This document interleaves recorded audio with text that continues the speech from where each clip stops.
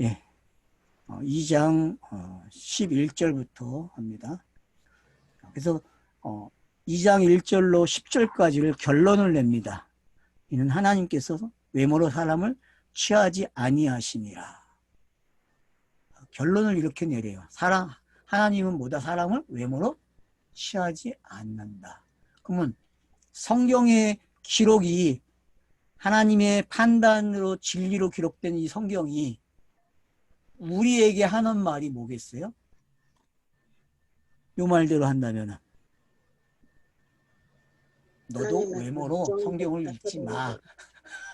너도 보여지는 대로 성경을 읽지 마. 문자 자체를 읽지 마.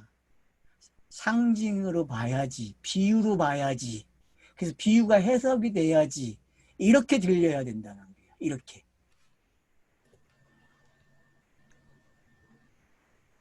하나님 자신이 하고 싶은 말이죠. 우리에게. 맞죠? 땅에서는 하나님을 평가할 때 뭘로 평가해요?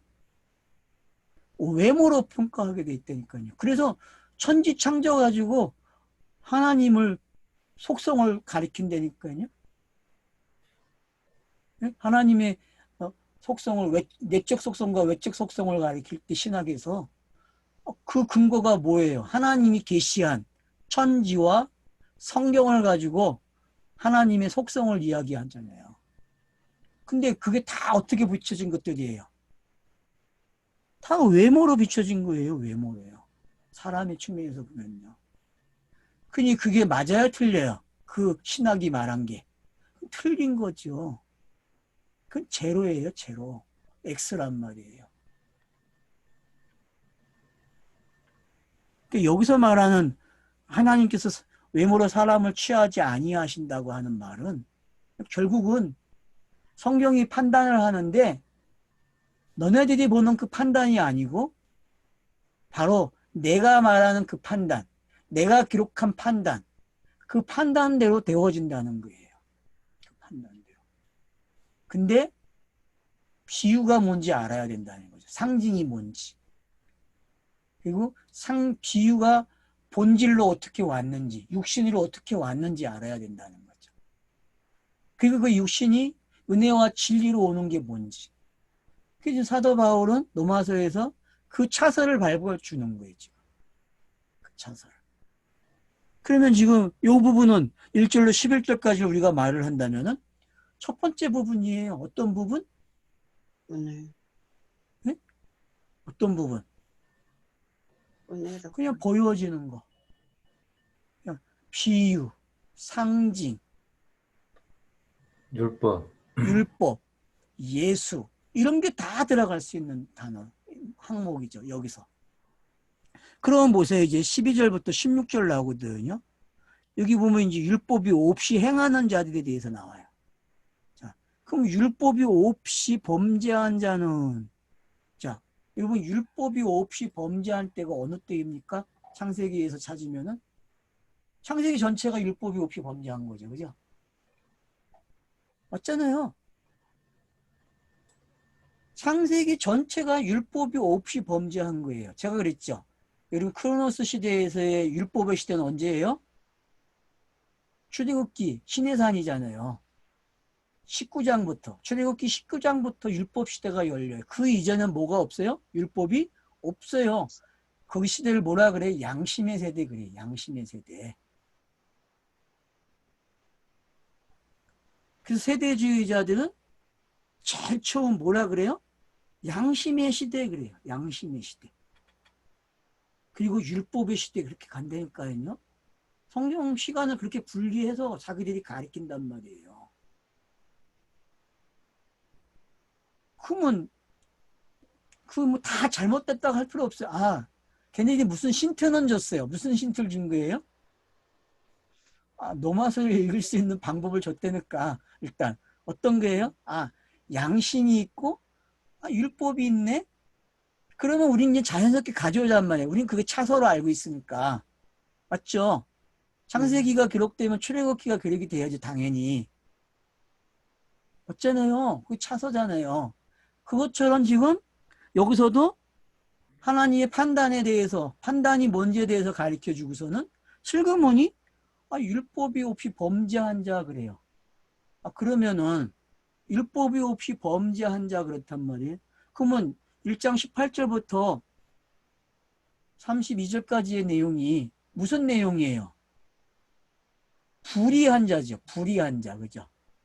불의한 자. 그럼 여기서 말하는 이 범죄한 자는 뭐예요? 불의한 자죠. 여기서 말하는 불의한 자. 뭐야? 율법이 없이 범죄한 자. 그러니까 율법이 없이 범죄한 자. 율법이 없이 범죄한 자. 다 어디에 들어가요? 다 어디에? 하나님의 심판을. 불의한 자로 들어간다고. 불의한 자. 1장 18절에서 말하는 그 불의한 자들에게 하나님의 진노가 임했다 그러잖아요. 진리를 막는 자들. 이들에게 임한 게 뭐냐 하면은 바로 그 모습이에요. 그러면 왜 여기서 그 모습을 한쪽만 다룰까요? 율법이 없는 자. 그러면은 여태껏 유대인이 먼저 기록됐는데, 맞죠? 근데 유대인이 먼저 기록이 돼야 되는데 이방인이 먼저 기록이 돼요. 여기서의 순서는, 그쵸? 판단 이야기 나오고, 판단 이야기는 율법을 가졌던 율법이 양심이든 다 들어가 있는 내용이고, 그리고 지금 이 12절부터 나오는 이야기는 어떤 이야기예요? 양심만으로 되어진 사람들. 양심의 시대. 그러면은 이걸 이방인 그러잖아요. 우리 오늘날로 와서 생각할 때 율법 없이 범죄한 자들. 그렇죠. 그러면은 제가 그랬죠. 성경신학자들이 로마서 1장 18절부터 3장 20절까지 뭐라 그래요? 이방인에 관한 이야기고 2장 1절부터는 무슨 이야기를 유대인에 관한 이야기를 했잖아요. 그러면 틀린 거죠. 얘네들도 벌써. 그죠? 관점이 틀렸잖아요. 이렇게 관점을 만들어 놓고 봤으니까. 그러니까 여러분 스스로도 이런 걸 찾아내야 돼요. 학자들이 그렇게 말을 했는데 내가 읽어보니까 어때요? 야, 이 얘기도 있고 이 얘기도 있으니까 걔네들이 틀렸네? 그러면 왜 얘네들은 이걸 왜 유대인이라고 말을 했지? 뭘 말하려고? 그러면 또 하나 더 들어가는 이야기가 되겠죠. 이게 공부하는 방법이라는 거죠. 그러면은 주석들 읽으면 설명을 해놨겠죠. 이거에 대해서. 이게 왜 유대인인데 이 이야기는 근데 왜 이방인에 관한 이야기가 들어갔지? 뭐다? 이방인이나 유대인이나 같다라는 걸 설명하려고 하네. 뭐 그건 눈치채겠죠. 뭐 그 정도는 누구나 눈치채는 이야기니까. 이게 표피적으로 읽을 때 나타나는 현상이니까. 그러면 우리는 이제 어떻게 가져가야 돼요? 우리는 그냥 차서 또 가져가야 돼요. 왜? 앞에서 판단이라는 이야기를 가지고 유대인이나 이방인을 함께 가져왔듯이 여기서는 그 이야기를 어떻게 해요? 차서로 이렇게 길게 나열을 해준 거야. 유대인이 뭔지 이방인이 뭔지. 이해가 되십니까? 거기서는 판단이라는 말 속에 유대인 이방인을 넣어놓고 아우로 말을 했어요. 여기서는 그 아우로 말을 어떻게 해요? 펼치는 거예요. 이렇게 길게. 왜? 여러분 상세히 기록 방법이 어때요? 펼쳐놨어요? 안 펼쳐놨어요? 아우러 둔 거를 1장에서 11장까지 이렇게 아울러 놓으면은 12장부터는 어떻게 해요? 이렇게 펼쳐놓죠. 이야기를. 맞잖아요. 길게 펼쳐놓는다고. 그와 똑같은 형식이 들어온 거예요. 지금 펼친 이야기예요. 유대인과 이방인을 펼쳐놨다니까 이렇게. 그래서 독자들로 하여금 이게 위의 이야기하고 다른 게 아니라 똑같은 이야기야. 마찬가지로 1장 18절부터 32절까지의 내용도 같은 이야기야라고 설명을 한다니까요. 지금. 자, 그래서 무릇 율법 없이 범죄한 자는 또한 율법 없이 망하고 무릇 율법이 있고 범죄한 자는 율법으로 말미암아 심판을 받으리라. 하나님 앞에서는 율법을 듣는 자가 의인이 아니요 오직 율법을 행하는 자라야 의롭다 하심을 얻으리니. 자, 여러분 율법을 행하는 자는 성경에 예수밖에 없죠. 그죠? 성경에서는 인류에서는 누구밖에 없다? 예수밖에 없어요. 행하는 자는요.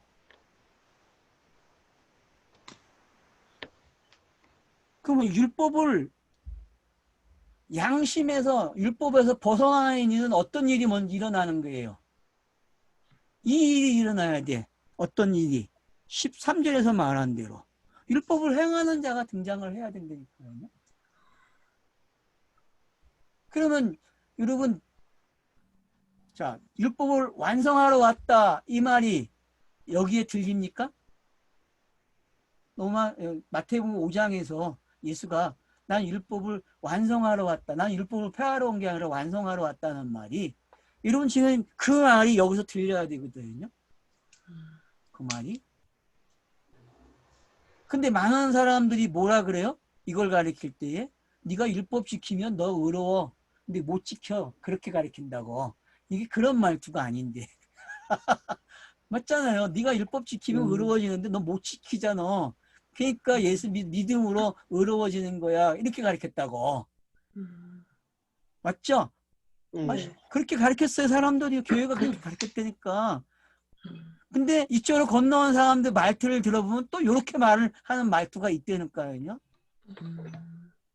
그래서 여러분이 분석할 수 있는 힘이 필요해요. 누가 말을 하게 되면은. 그래서 13절에서 말하고자 하는 게 이제 이해가 되죠. 지금 어떤 이야기하고 있는 거예요? 자, 율법 없이 행한 자이든 율법을 가진 자이든 요구한 게 뭐예요? 행하는 자를 찾는 거죠. 그죠? 어쩌면 그 율법이 요구한 게 뭐예요? 행하는 자예요. 하나님의 저주를 다 받아 먹을 사람. 맞죠? 율법이 다 저주했으니까. 그걸 다 받아 먹어야 돼. 다 없애줘야 돼. 그게 인자 예수의 죄 없이 온 모습 아니에요. 그래서 죄 있는 모습이 돼서 십자가에 죽는 거 아니에요. 영단번이 되는 거 아니에요. 그게 세상 죄를 지고 가는 어린 양의 모습이잖아요. 맞죠? 그러면 지금 이 본문이 뭘 요구하는 거예요? 양심에 관한 이야기도 아니고 무슨 이야기예요 지금? 절차를 이야기한 거죠? 그래, 율법 없이 망하는 자, 율법을 가지고 망하는 자들 왜 망해요? 이 사람이 와야 되는데 이 사람이 안 오면 그걸 다 뭐예요? 망했다 그래요. 그렇죠? 이 믿음으로 의로워졌다는 말을 못 들은 사람은 다 망한 자들이죠. 그죠? 맞잖아요. 믿음으로 의로워진다는 말을 못 들은 사람들은 다 율법으로 있던 양심으로 있던 다 망한 자다. 지금 통합적으로 이야기한다니까. 왜? 그 사람만이 지킬 수 있는 거기 때문에. 성경이 말하는 그 사람, 그리스도로 오는 그 사람. 근데 육신의 예수를 가지고 오는 그 사람만이 바로 사도 바울이 말하는 그 비밀을 풀어주는 사람이란 말이에요. 그러니까 사도행전 9장에서 그 사도 사울에게 임하는 그 예수의 모습이 여러분 어떤 건지 여기서도 한 번 더 생각하셔야 된다니까요. 누가복음 24장에서 엠마오로 내려가는 그 두 제자에게 예수가 나타나서 말할 때의 그 말하고 그들이 순간 깨닫고 나니까 예수가 없어지고 다 안 보였다고. 다 뭐만 보여요? 그리스도만 보였다고 하는 이 표현이 어떤 건지. 지금 여기서 여러분들이 그런 것을 맛을 봐야 된다니까요.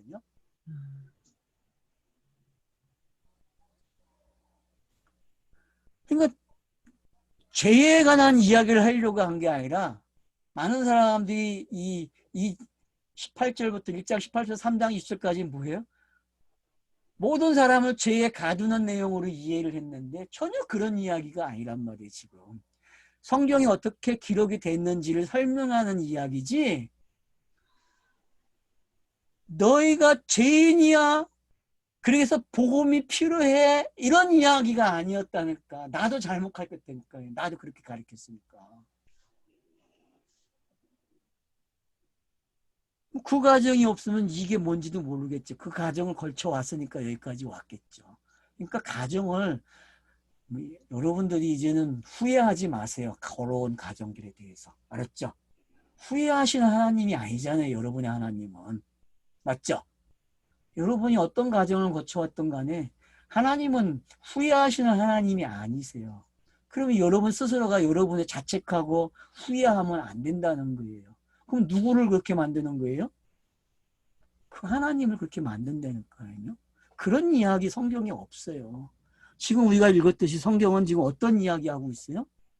차서를 이야기. 믿음으로 의로워지는 차서가 오기까지가 어떤 일이 일어나야 되는지를 그걸 갈망하게 만든다니까요. 맞죠? 이거 읽으면서 어떤 갈망이 생깁니까? 내가 죄인이야 이제 그래야 안 그래요? 그게 아니라 그걸 넘어서서 이분이 예수지. 이분이 인자 예수야. 이분이 메시아네. 이렇게 갈망하는 말로 들리니까 이게 소망의 네. 말이잖아요 지금. 네. 이게 소망의 말이에요 여러분. 율법 없이 이방인이 본성으로 율법의 일을 행할 때 이 사람은 율법이 없어도 자기가 자기에게 율법이 되나니 이런 이들은 그 양심이 증거가 되어 그 생각들이 서로 혹은 고발하며 혹은 변명하여 그 마음에 새긴 율법의 행위를 나타내느니라. 맞죠? 이게 어디서 나왔어요? 여러분 이 내용이 어디에 가장 잘 나온 것 같아요? 창세기에서?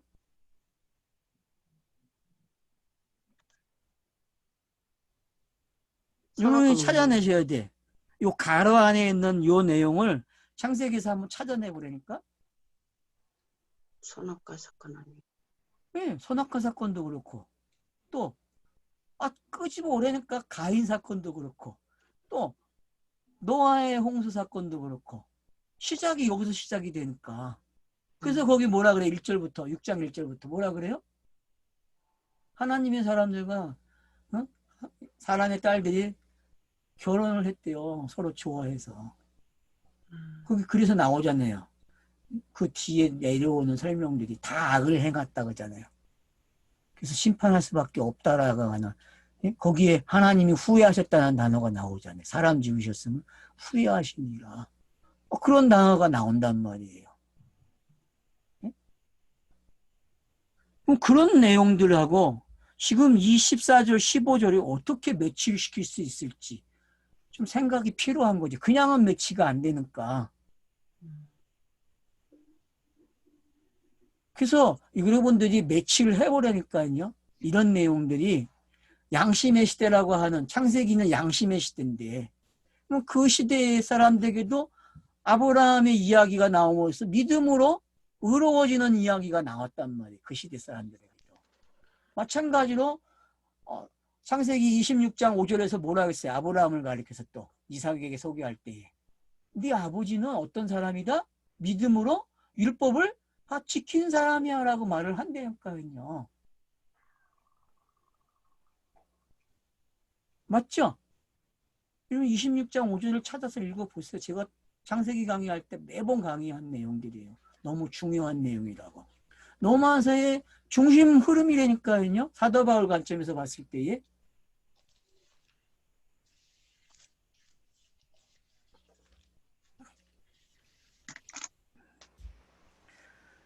그러니까 이 양심이라고 하는 게 어떤 건지 이해가 되죠.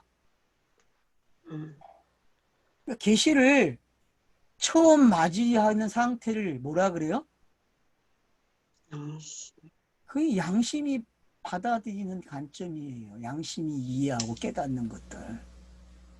그러면 성경 독자들이 그냥 아무 내용도 없이 그냥 성경을 읽는 사람들이 어떤 상태예요?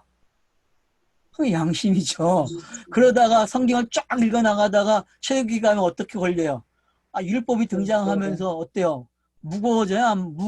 멍해가 짊어지기 시작하잖아요. 멍해가.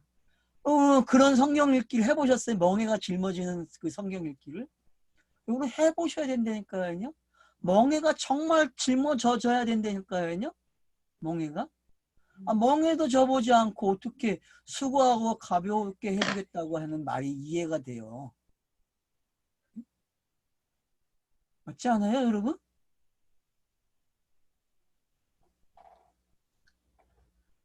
멍해를 져봐야 된다니까. 그래서 율법의 무게에 쥔 눌려봐야 된다니까요. 그게 뭔지. 그리고 양심이라는 걸 통해서 아주 쥔 눌려봐야 된다니까요.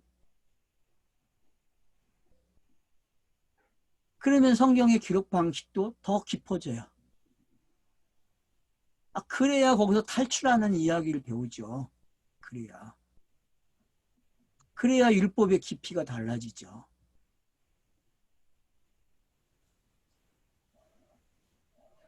그러니까 14, 15절에 있는 이 말씀은 율법이 없이 행하는 사람들의 모습이에요. 분명히. 이건 창세기의 모습이에요. 그래서 이 사람들도 뭐가 필요해요? 믿음으로 의로워지는 내용이 필요한 거예요. 왜? 의인은 믿음으로 살기 때문에. 그래서 창세기에서 몇 장이 제일 중요하다고요?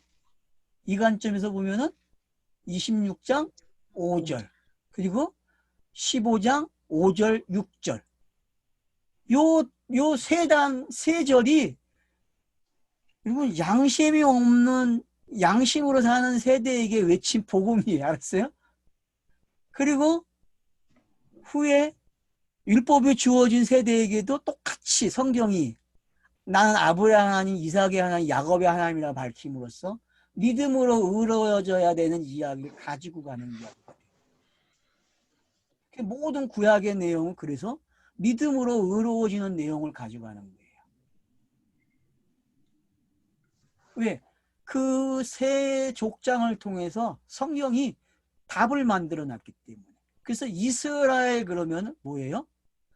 믿음으로 의로워진 사람 그러는 거예요. 믿음. 로마서가 말하는.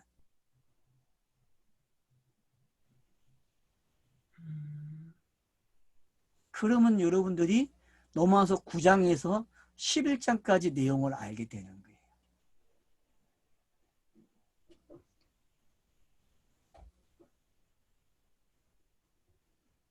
자, 그래서 12절로 16절까지 내용은 결국은 율법 없이 범죄한 게 뭔지. 근데 그게 성경에 그냥 차서적인 차원에서 이해가 되어야 한다는 걸 제가 설명을 한 거예요. 이방인을 가리켜 설명한 게 아니고, 알았죠? 성경에는 이방인 관점에서 기록한 데가 있단 말이에요. 그러면 실제 역사 속에서, 이스라엘 역사 속에서 유대인이 이방인이 돼야 안 돼요? 돼요. 되잖아요. 그래서 요한복음 4장에 나오는 그 사마리아 여자가 원래는 이스라엘 사람이에요. 그죠? 야곱의 우물을 먹었으니까 네. 맞잖아요. 이스라엘 사람인데 이방인이 취급을 받아. 그 시대에는. 그러면 그것도 여기서 한번 깨달아야죠. 왜 이방인을 이렇게 기록을 하지? 율법이 없다고? 근데 그 사마리아 여자는 야곱의 우물을 먹고 있단 말이에요. 그리고 네 남편 다섯이냐니까 없다 그래. 대답을 그냥 예수가 너 남편 다섯 있었는데 지금은 없지 그렇게 얘기한단 말이에요.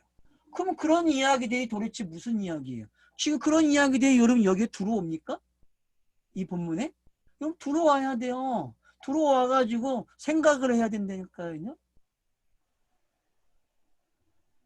그래서 이스라엘 백성들이 왜 언제부터 유대인이라고 불렸는지 찾아내야 된다니까요. 여러분 찾아냈어요? 언제부터 유대인이 됐어요? 이스라엘이? 또 언제부터? 남북으로 나눌 때. 시작이 거기죠. 근데 결정타는 어디예요? 다윗의 범죄. 남은 자 사상이 잘못된 거예요. 음. 남은 자 사상. 이사야서가 말하는 선지서들이 남은 자 사상을 가리켰잖아요. 근데 남은 자 사상이 뭘로 가요, 여러분? 선민 이스라엘에게는 유대인으로 가는 거예요. 혼혈 민족이 안 돼야 되기 때문에. 그래서 유대인들은 어떤 사람들이에요? 에스라서에 보면은 그 핍박하는 자들이 누구예요? 사마리아인 사람들이죠.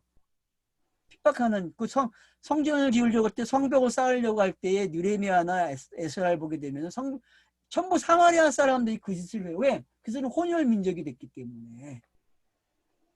그러니까 은연 중에 표표적으로 성경을 읽으면 유대인의 관점이 생겨요, 안 생겨요?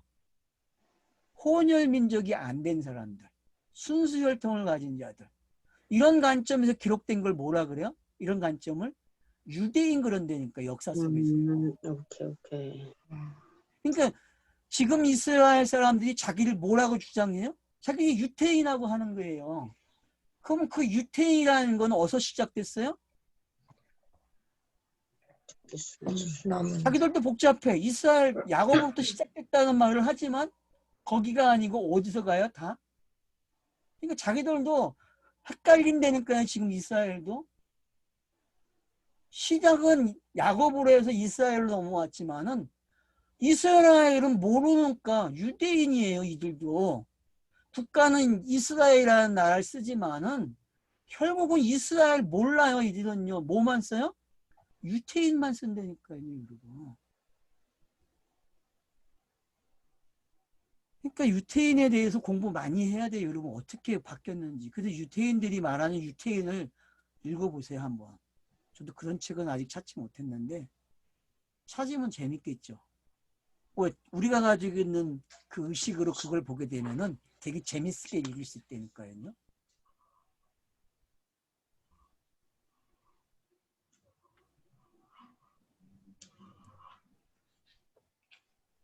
그래서 이스라엘이라는 단어와 유태인이라는 단어가 우리에게 주는 그 언어의 뉘앙스가 얼마나 많은지 알겠죠. 성경에서.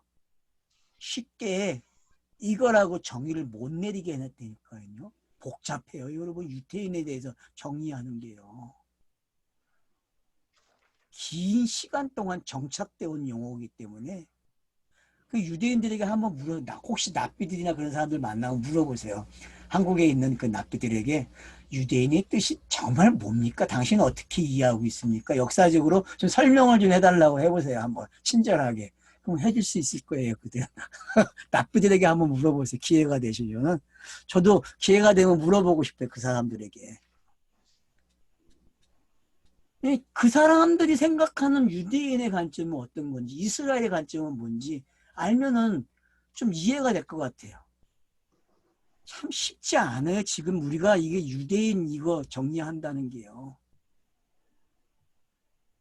그래서 여러분들이 이스라엘로 시작한 것들이 왜 유대인으로 불리고 9장에서 가면 이제 이스라엘로 불리는지 이거 생각해 내셔야 돼. 알았죠? 사도 바울이 이건 언어의 이 유의를 어떻게 가져가는지 여러분들이 찾아내셔야 된다니까요. 혹시 납비를 알고 계신 분들 중에서는 혹시 들을 수 있으면 들어가지고 좀 정리를 해서 좀 올려주세요. 혹시 이 방송을 듣고 있는 분들 중에서는 혹시 또 유대인이 이 방송을 듣고 있다면은 설명을 좀 해주시면 좋고.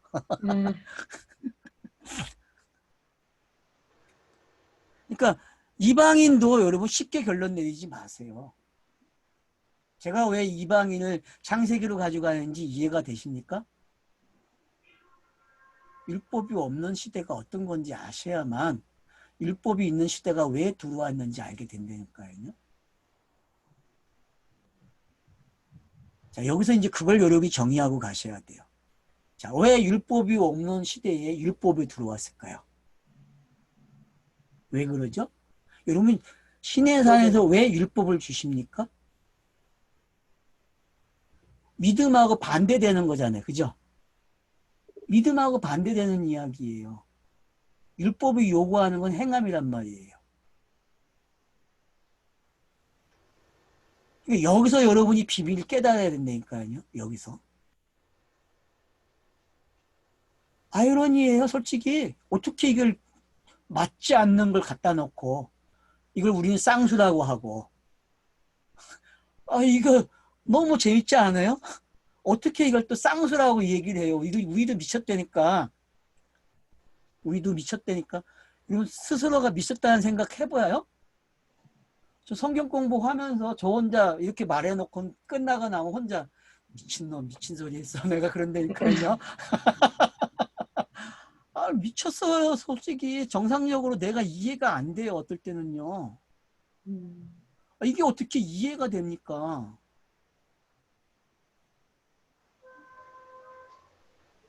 아니 율법 없이 망하는 자 이게 그렇게 쉽게 이해되는 말이 아니.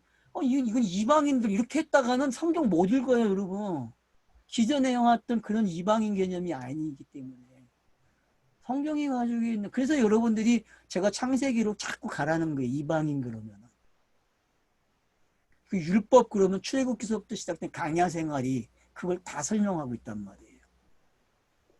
그러면 그 시대나 창세기 시대나 자, 출애굽에서 강야 생활을 간 거나. 그럼 같아요, 안 같아요? 네. 같아요. 거기는 율법의 중심에서 이야기된 거고, 이쪽은 율법 없이 그냥 하나님이 뭐가 돼요? 말씀하시는 거로 되어지는 거예요, 그냥. 하나님이 말씀하시는 대로. 그래서 그 와중에 믿음으로 의롭다는 걸 가르쳤단 말이에요, 그 와중에. 그러니까 온전한 믿음으로 어우러진 거는 이방인에서 시작한 거지 절대 유대주에서 시작한 게 아니라니까. 알겠죠? 예? 맞잖아요. 그럼 아브라함도 이방인으로 시작하는 거야. 유대인의 관점에서 보면은. 실제 또 어디서 왔어요? 우르에서 갈대아 우르에서 바벨론에서 왔으니까 이방인이죠. 지리적으로도. 가나안 사람들 봤을 때 이방인들이야. 맞잖아요. 그래서 심지어는 뭐라 그래요? 아, 이거 박힌 돌을 빼내려고 한다는 말 해야 안 해요? 그 말을 해요. 누가 했어요, 여러분? 그 말을 했다고. 이 성경 읽은 사람만 웃을 수 있어. 왜냐면 그런 뉘앙스가 있는 데가 있으니까. 그러니까 우리가 이제 이방인, 유대인 이거는 정말 성경을 많이 읽어서 익숙해돼야만 이해가 되는 단어라는 거예요. 알았죠? 예? 자기가 이스라엘하고 반대편에 있어서 지리적으로나 혈통적으로 이방이니까 이방인 이런 개념 이건 성경 읽기 빵점이에요. 알았죠? 여러분 이렇게 접근하면 완전히 틀려요. 성경에서 말하는 유대인, 이방인, 이스라엘 이런 개념들이 뭔지 여러분들이 정리를 하셔야 돼요. 그래서 로마서가 딱 11장, 9장 가면은 딱 알고 계셔야 돼. 그 논법을. 알았죠? 네. 네. 준비를 예. 하셔야 됩니다. 그때 가서 준비 안 돼 있으면 강의 안 할 거예요. 왜냐? 준비도 안 하고 오는데 미리 얘기를 했는데도 안 해갖고 오면 뭐 하냐? 배짜라는 식이에요? 못 알아들은 거지. 못 귀가 안 알아들어요. 열려. 귀가 안 뚫린 거. 치료가 안. 그래서 이제 여러분 14절, 16절 보세요. 결론을 어떻게 내리나. 곧 나의 복음에 이른 바와 같이. 이것도 나의 복음이 알았어요? 알았어요? 창세기가 나의 복음 네. 아니에요? 창세기가 나의 복음이에요, 여러분.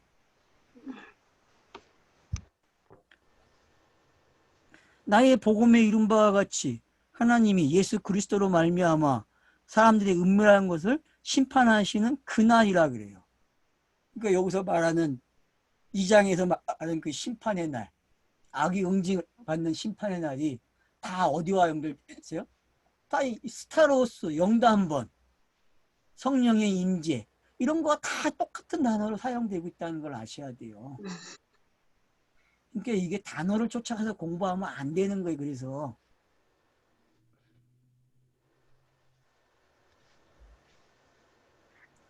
앞으로 단어 학자는 다른 단어인데 이게 왜 같은지를 설명하는 사람이 나와야 된다니까요.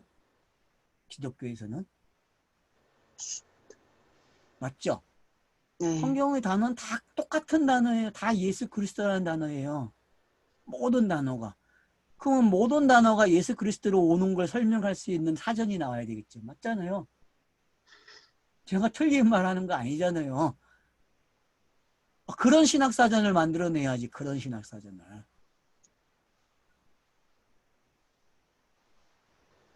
어떤 사람이 소책자 한번 내는 사람 있죠. 단어사전 제가 가지고 있었던 적이 있는데 그 중국에 놔두고 왔는데 그 저기 교회에서 팔잖아요. 어느 교회야? 그 현재현 목사님 나오기 전에 있던 교회. 브로스코마이. 그 프리스코마의 교회에 보면은 그 단어 정리한 책이 소책자가 있잖아요. 미쿵 목사 이야기. 예. 그거 여러분 그런 의도로 나와야 된다니까. 그런 사전이. 근데 그것도 좀 이제 좀 더 아이디어가 필요하죠. 우리가 하는 방식이. 그것도 이제 단어를 쫓아가면서 예수 그리스도로 오고 있는데 우리 거가 좀 포함이 돼야죠. 우리 게. 그래서 결국 이 16절은 무슨 이야기 하는 거예요? 12절부터 온 이야기가 지금 이 이야기 했다는 거예요. 은밀한 것을 뭐예요? 심판하는 그날이 왔대요. 이게 공개가 돼버리면, 이 비밀이 공개가 되면은, 지금 넘어와서 딱 여기까지 읽으면 어떤 사람이 된 거예요? 심판. 예? 심판을 어떤 심판 받았어요? 여러분, 부활로 오는 심판이에요. 아예 지옥에서 그냥 끝나는 심판이에요. 심판로 오는 심판이고. 심판을 받았다니까. 은밀한 것이 어떻게 해요? 은밀한 게 뭐였어요, 여러분? 비유잖아요. 상징이잖아요. 네? 은밀한 게 뭐예요? 은밀한 게. 마가복음, 누가복음, 은닉된 게 은밀한 거죠. 그죠? 네. 뭐가 은닉됐어요? 예수가 하나님의 그리스도. 아들이라는 게 은닉되잖아요. 그리스도인 게 은닉되었잖아요.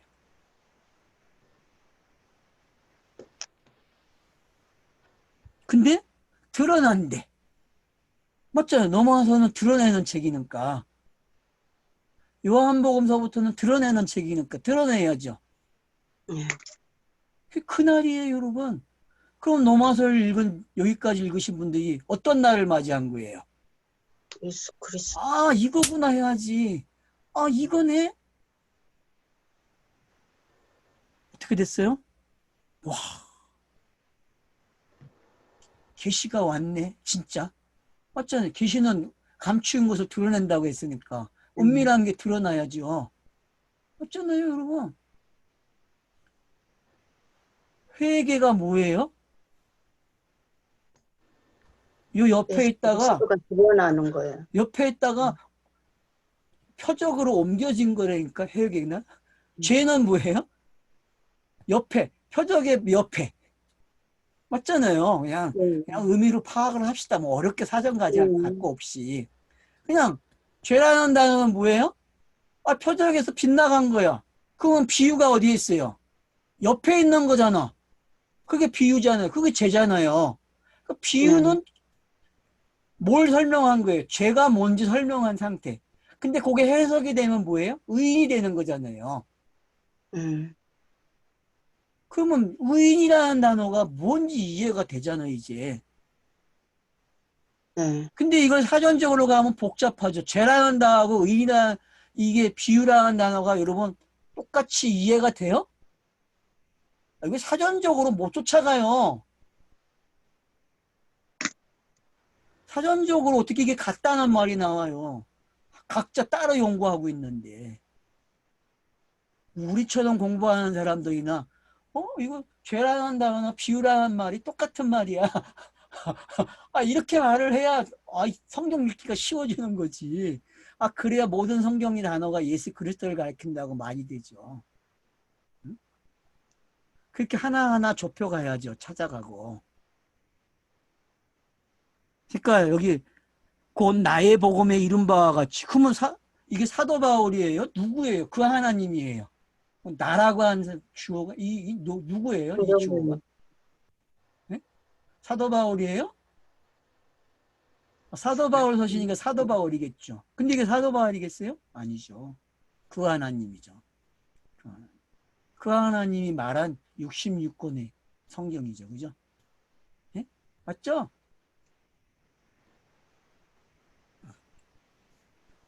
하나님이 예수 그리스도로 말미암아. 맞죠? 성경은 예수 그리스도를 말했으니까. 그분으로부터 온 게 뭐예요? 사람들의 은밀한 것을 심판하시는 그날. 맞죠? 예수가 스타로스에 세워지면은 은밀한 게 심판 받았어요? 안 받았어요? 받았잖아요. 그러니까 유대인 이야기든 율법 이야기든 양심의 이야기든 무슨 이야기다? 그리스도가 십자가의 스타로스에 세워지는 이야기란 말이에요.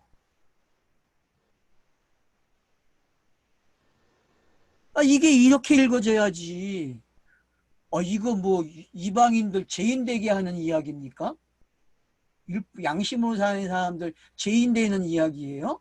아니죠. 하나 더 와야지. 죄인 만들어서 네 죄가 누구에게 전가됐다? 예수에게 전가됐어. 그 얘기 지금 이런 절차를 가지고 설명하고 있잖아요. 이걸 이제 뒤로 가면 어떻게 해요? 아, 죄라는 단어와 의라는 단어를 이 쌍술 만들어 가지고 설명하기 시작하는데 여기서 이미 여기서 정리가 못하고 가면은 어떻게 그게 읽어져 뒤에. 그러니 넘어서가 어렵다 그러죠. 첫 단추를 갖다가 이상하게 꼈단 말이에요. 하나만 잘못 낀 게 아니라 두 개 정도 잘못 낀 것 같아 제가 봤을 때는 첫 단추를. 그래갖고 옷이 어떻게 해요? 이렇게 올라가 있어 이렇게. 아, 이 단추 있는 옷을 입었어야 되는데 그래야 설명이 되는데 어쩌 끼기를 제대로 끼는 게 아니라 이만큼 쳐져가지고 꼈다니까. 그러면 성경 읽기에는 이게 읽어지냐고. 안 읽어지지. 이런 관점이 뭔지 알아야 지금 이야기하는 내용들이 와 그러니 이게 후렴구잖아요. 16절이 느닷없이 맞는 이야기예요 안 맞는 이야기예요 내용상. 아, 절대 안 맞는 내용이야. 이거 해석 불가야. 그래서 주석가들도 이게 왜 나왔는지 해석 불가라니까. 근데 여러분 칼바하트가 자기 주석에서 말한 거 한번 읽어보세요. 어떻게 이걸 설명했는지. 잘 설명했어요 여러분.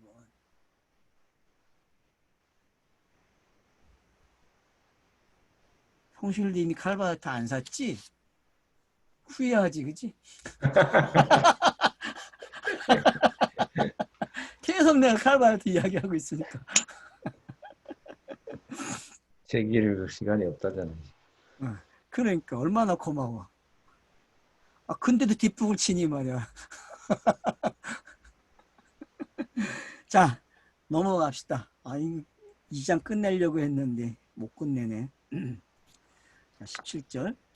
그러니까 12절로 16절 이해가 됐죠? 아, 결국은 네. 뭐 요구한 거예요? 아, 양심 이야기도 누구 이야기다? 예수 그리스도가 십자가에 달리는 이야기야. 그렇게 결론이 나요. 17절. 유대인이라 불리는 내와 율법을 의지하며 하나님을 자랑하며 자, 율법의 교훈을 받아 하나님의 뜻을 알고 지극히 선한 것을 분간하며 맹인의 길을 인도하는 자요. 자, 근데 그걸 뭐라 그래요? 맹인의 길을 인도하는 자라 그래요. 자, 요 말투 공간복음서 어디에 나오죠? 하 있을진저 하면 나오죠. 그죠? 하 있을진저. 마태복음 몇 장? 23장. 아, 이 정도는 나와야지. 하 있을진저 그러면은 마태복음 몇 장? 23장 그래야죠. 몇 개의 하가 나와요? 3개. 아이고, 아, 통밥을 잘못 굴리셨어. 네요. 8개인가 7개 나와요, 여러분. 거기서 나오는 하가. 원문으로 한번 보세요. 하가 몇 번 나오는지. 자, 그럼 봅시다요. 자, 맹인의 길을 인도하는 자라 그래요. 뭐라고요? 네가 자, 유대인의 특징이 뭐예요? 야, 율법을 유대인이라 불리는 그러죠, 여기. 예? 유대인이라 번역을 그렇게 해줬네. 우리가 지금 유대인에 대해서 알아야 되는데 네 유대인이라고 불리네. 자, 네 유대인이라고 불리지. 그럼 유대인이라고 불리는 이 말투는 뭐예요? 진짜 유대의 이야기가 있다는 이야기죠. 너는 불리는 정조지 진짜 유대인은 이렇지 않다는 거 아니에요. 그러면 참 이스라엘이 결국 유대인이고 참 이스라엘이 이방이라는 말이 어떤 건지 이해가 돼야 된다니까요. 여러분. 자, 그래서 불리는 너가 율법을 의지하며 하나님을 자랑한다. 자, 율법을 의지하죠. 맞죠? 유대인의 특징은 율법 없으면 어떻게 해요? 그건 끝이야. 자기네들은 경전의 율법을 가졌대. 다른 나라는 경전의 율법이 없는데 자기들이 만든 건데 자기네들은 신으로부터 받은 경전이 있다고 자랑을 한단 말이에요. 그 율법이죠. 그죠? 자, 또 하나님을 자랑하며 자, 여러분 이게 이 말투를 쫓아가면서 율법의 교훈을 받아 하나님의 뜻을 알고 지극히 선한 것을 분간한다 그래요. 근데 결론은 뭐예요? 맹인의 길을 인도하는 자예요. 그러면 여기 17절, 18절을 한마디로 말하면은 이게 비유로 들립니까?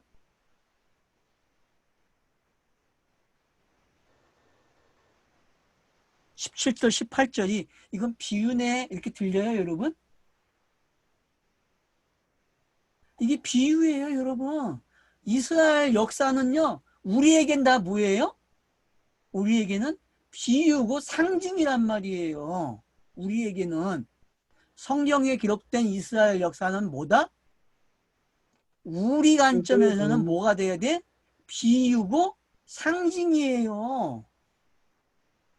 근데 우리는 찰떡같이 뭐라 그래요?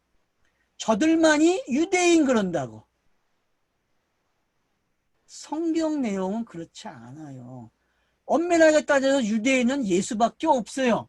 맞죠? 그렇죠. 성경에 엄밀한 유대인은 참 예수밖에 유대인. 없는 거예요. 이건 지금 다 예수 이야기하는 내용들이에요. 네가 율법을 의지하고 율법을 자랑하며 네가 율법의 교훈을 받아 하나님의 뜻을 알고, 이거 다 누구예요? 이거 예수밖에 정확하게 예수라고 말을 해야 된다니까요. 이게 공간복음서의 예수라니까, 이 표현이. 근데 그렇게만 주장을 하고 그렇게만 가리키면 그걸 맹인 그러는 게. 그러면 맹인 이야기도 결국 누구예요? 예수로 끝나면은 예수가 맹인이 되는 거예요. 알았죠? 그리스도로 못 나오면은 그걸 뭐라 그래요? 그냥 맹인 이야기 그러는 거예요, 여러분.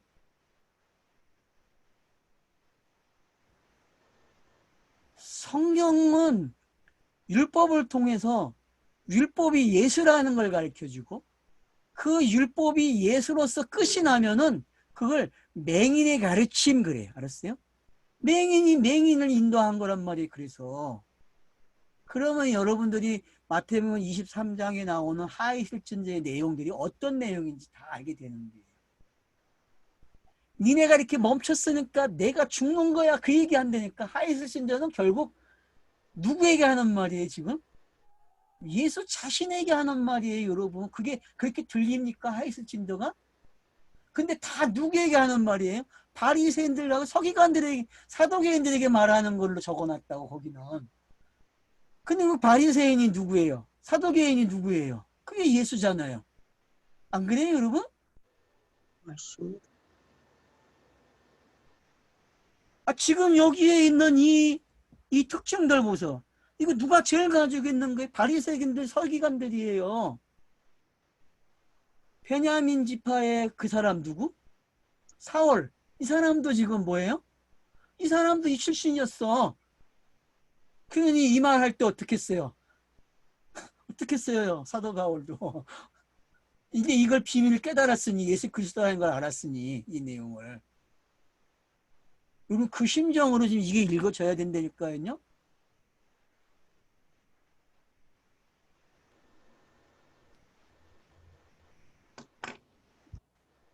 맹인의 길을 인도하는 자, 어둠에 있는 자의 빛이요. 맞죠?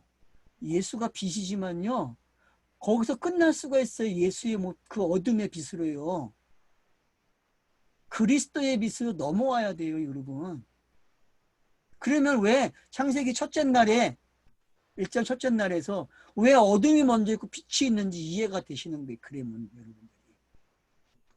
그러면 그 어둠 이야기도 누구 이야기예요? 세생자를 지고 가는 그 예수의 어둠의 모습이란 말이에요.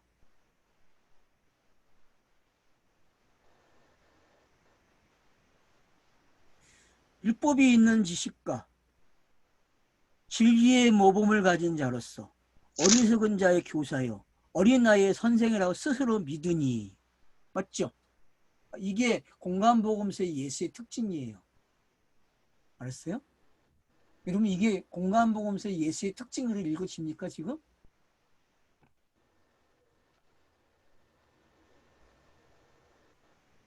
여러분 공간복음서를 이런 방식으로 읽으셔야 돼. 알았어요? 네. 공간복음서를 읽으실 때에. 그래서 바리새인들과 사도계인들이 예수에게 어떻게 돼요? 깡패 예수에게 당하는 거야. 이 마귀 새끼들이라 그러면서, 예? 사탄의 아들들이라 하면서 막 공격을 한다고. 입에 담을 수 없는 말을 한다니까. 유대인들이 말할 수 없는 말을 한다니까. 왜요? 니네들이 선생이라고 하는데 니네 선생 아니야 임마. 내가 선생이야 임마. 바꿔. 그래서 많은 요한복음에서도 예수를 뭐라 불러요? 랍비어 그런다고. 선생 그런다고. 그래서 선생으로 시작해서 어디까지 와야 돼요? 그리스도까지 오는 게 요한복음의 성경 읽기예요. 선생으로 시작해서 어디로 와야 돼요? 그리스도로 오는 이야기가 되는 거예요. 그 영단번이 일어나야 그리스도가 되는 이야기예요, 성경은. 그래서 니고데모를 뭐라 불러요? 야, 선생인 네가 이걸 모르니 그런다고. 거듭남을 모른다고 책망한단 말이에요. 근데 거듭남이 뭔지 모르니? 물과 성령으로 거듭나는 거 모르니? 선생인데 마땅히 알아야 될 선생이 그걸 몰라? 율법에 다 나와 있는데 제가 지금 요한복음 3장 이야기하는 거예요, 여러분. 금요일 날 할 거 이미 막 이야기하고 있다니까.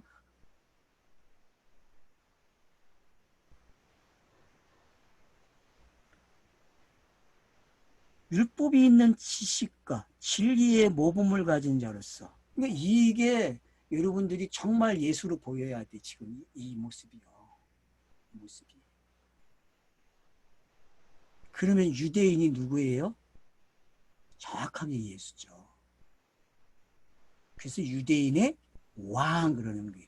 이스라엘 왕 안 써요, 여러분. 제표에 유대인의 왕 그러는 거예요. 왜? 유대인의 정확한 모습이 예수의 그 십자가에 달려있다니까요. 왜? 유대인들이 말하고는 그 내용이 다 저주가 돼가지고 스타로워스 세운다니까. 그래서 예수가 유대인의 왕이 되는 거예요. 왜? 얘네들 거 내가 다 가져간다. 왕으로서. 그게 왕이잖아요. 책임감이 있어야지 왕이. 요즘 책임지는 사람이 없잖아요. 우리나라는 정치인들이. 근데 성경이 신이 책임을 진다니까? 자기가 땅에 그 준 차서 때문에. 그럼 그게 이해가 됩니까? 자기가 준 그 복음의 차서 때문에 하나님 자신이 저주를 받아. 이거 재밌지 않아요? 이게 어디 세상에 나오는 스토리예요. 세상에서는 일어날 수 없는 스토리예요. 신이 어떻게 저주를 받아? 자기가 전한 메시지 때문에. 계시를 안 줬으면 신이 안 죽잖아요. 맞잖아요. 계시를 줘서 신이 죽는 거예요. 인자 예수로 와서. 그게 여러분 이해가 되면 그건 가짜야. 이해가 안 돼야 돼. 믿어야 돼 그냥. 이해가 됐다? 그 말은 가짜예요. 이해가 되면 안 되고 그냥 믿어지는 거예요. 그 믿음이 내게 선물로 왔다니까. 그게 은혜예요, 여러분. 지금 그 얘기하고 있다니까 전부. 이 내용이 그 얘기로 읽어주셔요? 이분이 미쳤다 그러죠. 오늘 처음 듣는 내가 이거 끝나고 나면 혼자 내가 미쳤다 그래요. 나를 미쳤다 해주는 사람도 없으니까 내가 혼자 미쳤다 그래요.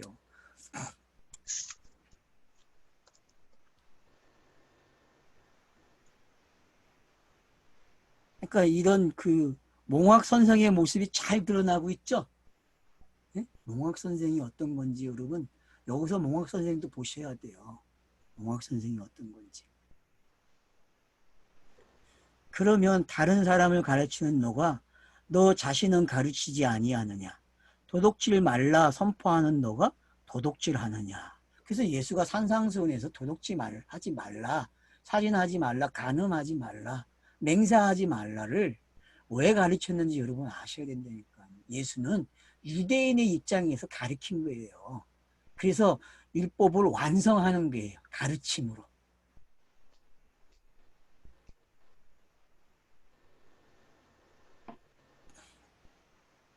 간음하지 말라는 너가 간음하느냐? 우상을 가증히 여기는 너가 신전의 물건을 도둑질한다 그래요. 이런 말투는 다 어떤 것들이에요? 지금 십계명이 무슨 내용인지 들어왔죠, 그죠? 근데 십계명에 대한 내용은 아는데 의미를 모르죠.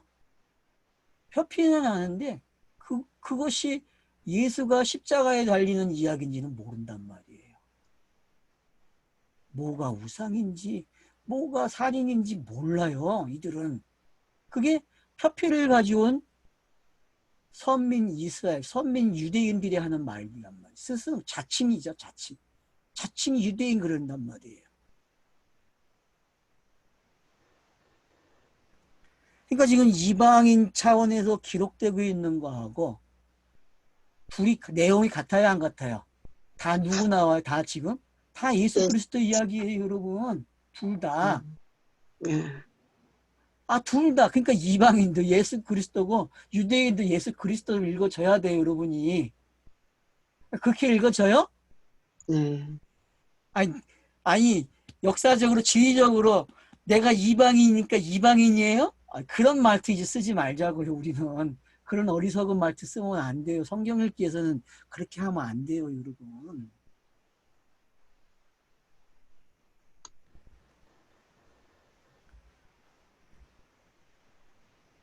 그래서 뭐라 그래, 23절에? 율법을 자랑하는 너가 율법을 범하는 하나님을 욕되게 하느니라. 그래서 3계명이 여기서 어기게 되는 거죠. 기록된 바와 같이 하나님의 이름이 너희 때문에 이방인 중에 모독을 받는도다. 비유의 상태, 66권의 그 표표적인 상태를 가지고 계속 행하면 뭐가 된다? 그게 하나님을 모독하는 거죠, 이름을. 왜?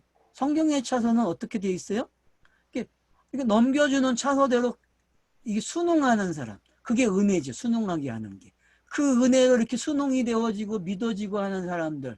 그 사람들만이 뭐예요? 결국 의인이죠. 이름을 망령 때 읽지 않는 사람들이죠.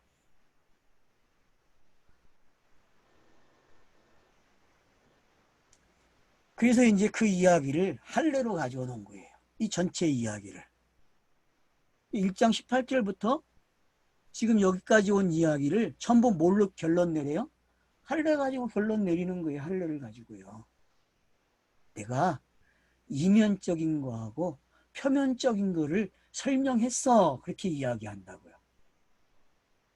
그럼 18절부터 여기까지 지금 여러분 이면적인 게 뭐고 표면적인 게 뭔지 찾아내야 돼요. 여러분들이 줄을 거보란 말이에요. 이렇게 줄을 거 보시게 되면은 이 내용이 깊어지는 거예요. 알았죠? 할례가 가지고 있는 의미가 뭔지. 그러면 믿음이 앞서죠. 아브라함 경우, 그죠? 의인으로 믿었다는 거는 몇 살이에요?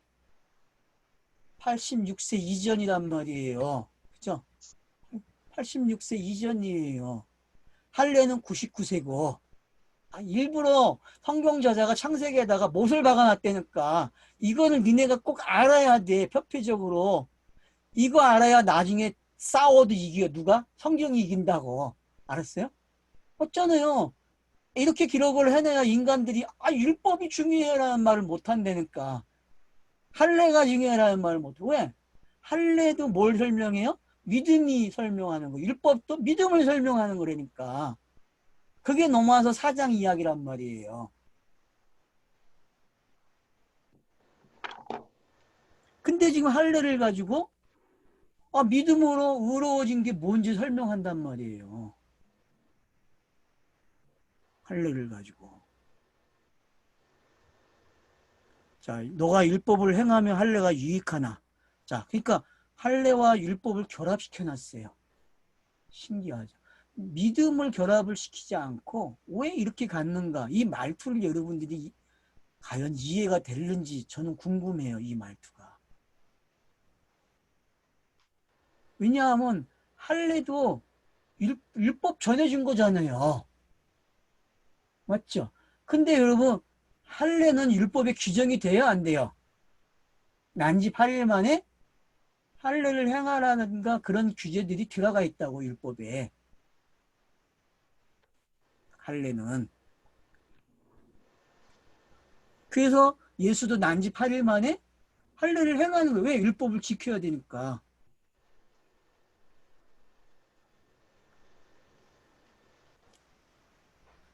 만일 율법을 범하면 내 할례는 무할례가 되느니라. 그러니까 행하면 유익이에요.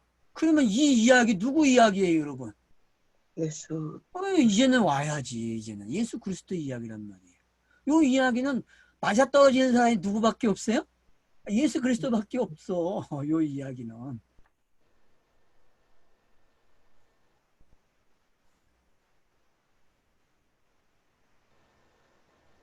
그런즉 무할례가 율법의 규례를 지키면 그 무할례가 할례같이 여길 것이 아니냐. 그럼 앞에서 설명한 내용들이 이해가 되는 거죠. 그죠? 이방인이라고 표현됐던 그 사람들이 어떻게 하는 거예요? 믿으면은 뭐가 되는 거예요? 할례를 받았네? 이런 논조가 생기는 거죠. 그죠?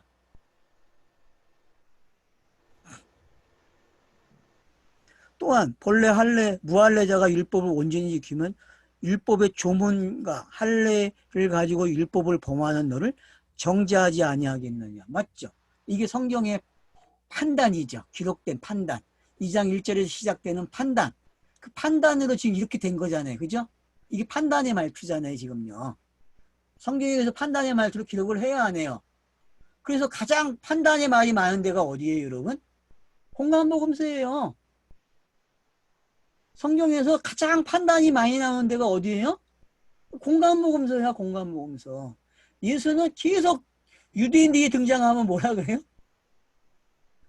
공격한다니까. 그 논점을 알아야 여러분들이 지금 이게 읽어지지. 그 논점 모르면 못 읽어요. 그러니 공관복음서 뭐 예수 그러면 막 울고 그런 연병짓 하지 마. 이제 제발 그거 하면 안 돼, 여러분. 감상주의 빠지지 말라고. 그런 것들 보라고. 지금 넘어와서는 그 관점 어떻게 봐요? 지금 이렇게 보고 있는 거예요, 여러분. 넘어와서가. 그러니 이걸 못 보니 어떤 일이 일어나겠어요. 이거 가지고 맨 엉뚱한 거 가지고 이야기한다고. 맞지도 않는 정답을 이야기한다니까. 원리도 맞지 않는 정답을 기독교가 해야 되니까요.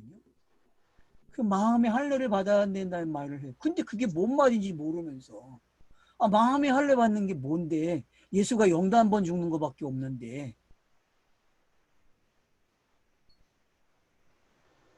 이 이야기를 알아야 믿음이 이루어졌다는 걸 알죠. 이 이야기를 모르는데 어떻게 믿음으로 얻었다는 말을 해요.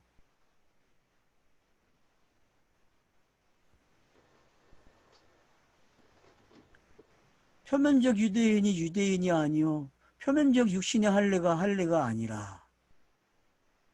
그러니까 여러분, 자, 성경이 어때요? 자, 표면적으로 기록이 됐어요. 그죠? 이걸 가지고 있으면은 유대인이라고 했는데 이건 유대인이 아니죠. 그죠? 근데 예수 보세요. 인자 예수는 와가지고 어떻게 해요? 이 내용을 다 가져요, 안 가져요? 자기 내용으로. 다 가져가요, 다. 표면적인 거와 이면적인 걸 다 가져간다고. 이게 답이에요, 여러분, 이게. 마음의 할례 받는 거 설명 못해요. 그래서 사람들이.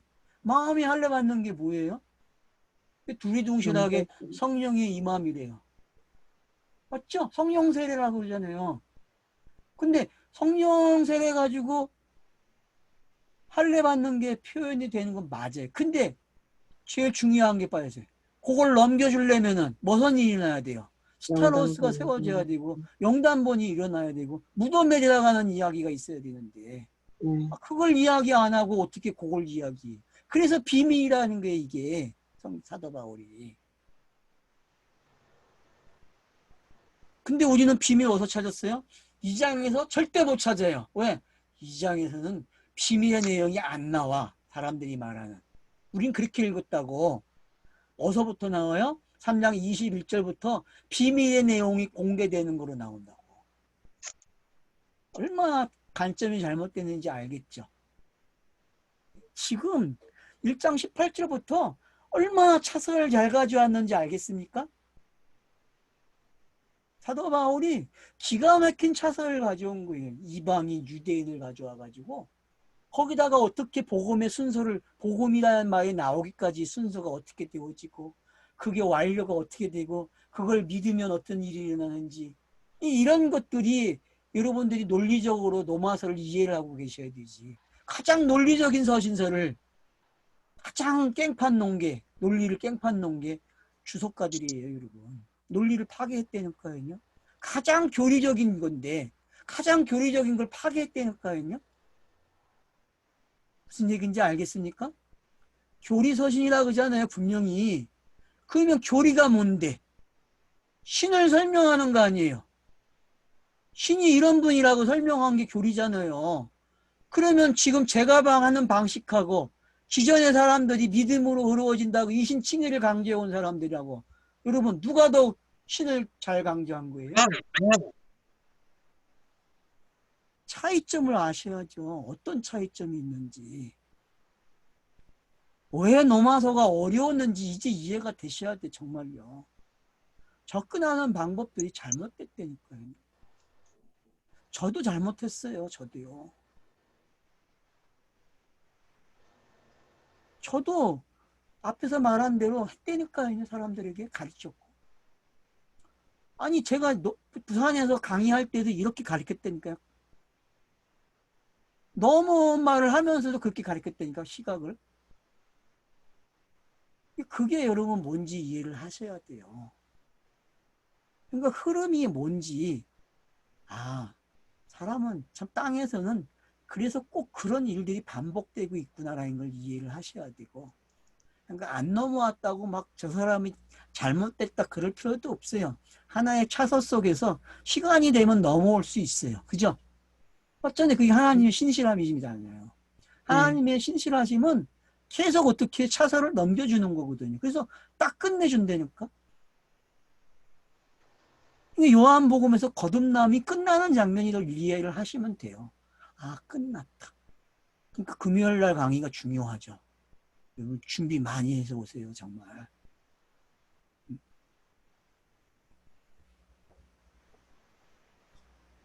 그래서 오직 이면적 유대인이 유대인이며 할례는 마음에 할지니 영에 있고, 여기서 말하는 영은 뭐예요? 퓨뉴마예요? 성령.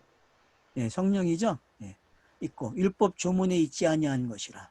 그 칭찬이 사람에게서 아니요 다만 하나님에게서니. 봐요. 이렇게 해서 성령 나오니까 맞아요, 안 맞아요? 맞죠? 맞아요. 성경의 차서가 다 기록된 거죠. 그러니까 여러분들이 이런 기법을 딱 알아야 사도 바울 서신서가 읽어진단 말이에요. 그 고린도 전후서도 얼마나 잘못 읽었는지 알겠죠. 예? 제가 고린도 전후서 매번 이야기했잖아요. 잘못 읽었다고. 그 교회 문제가 아니라니까. 그것도 뭐예요? 아, 예수 복음이라는 게 그리스도. 전달되기 위한 성경의 기록 차서를 설명한 거라니까.